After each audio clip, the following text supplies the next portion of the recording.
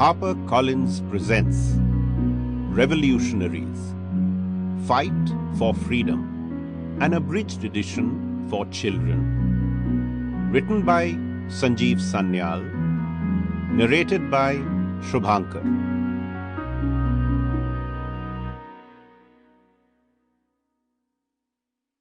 Disclaimer.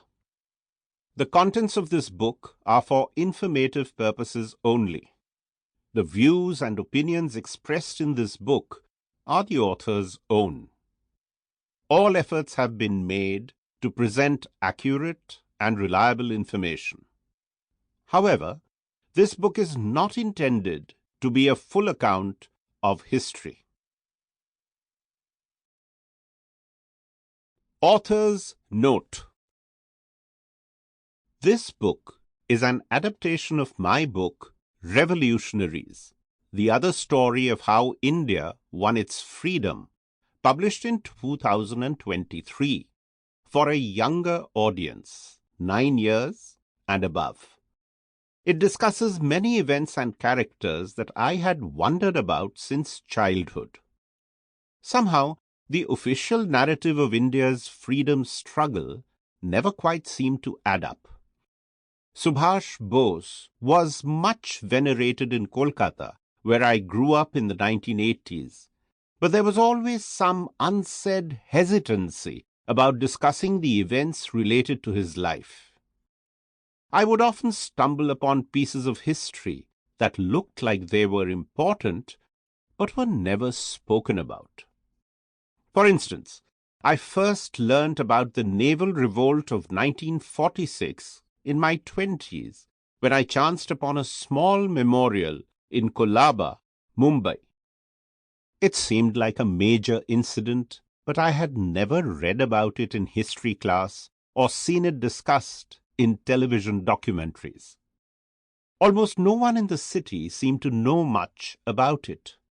Similarly, it came as a complete surprise to me to learn that the much revered spiritual guru, Sri Aurobindo, was one of the founding fathers of the revolutionary movement. In the course of researching my earlier books, I had picked up tidbits of information about the revolutionaries that I had then kept aside. Enough pieces accumulated over time for a new picture of the freedom struggle to emerge.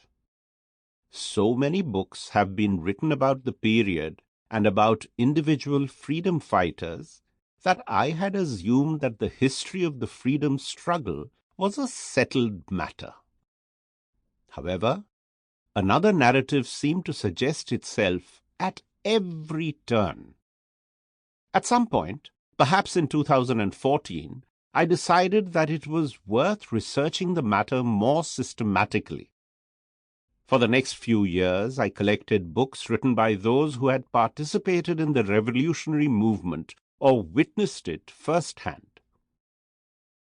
I visited sites related to them across India and the world. Eventually, it became an obsession. I had to write the book. As readers will guess, some of the characters in this book are related to me. A handful had survived into the 1980s, and I knew them personally. However, I do not claim any special knowledge merely by virtue of this. The history of the revolutionaries only began to take shape in my head after I started to systematically study them. Even the significance of first-hand anecdotes that I had heard long ago fell into place only after I started to research this book. I began to look up old letters and dusty books scattered across the family. Some of my friends began to tell me that their family members too had been part of the movement. They too shared snippets of information or put me in touch with yet other people. In this way, I was able to... Sample complete. Ready to continue?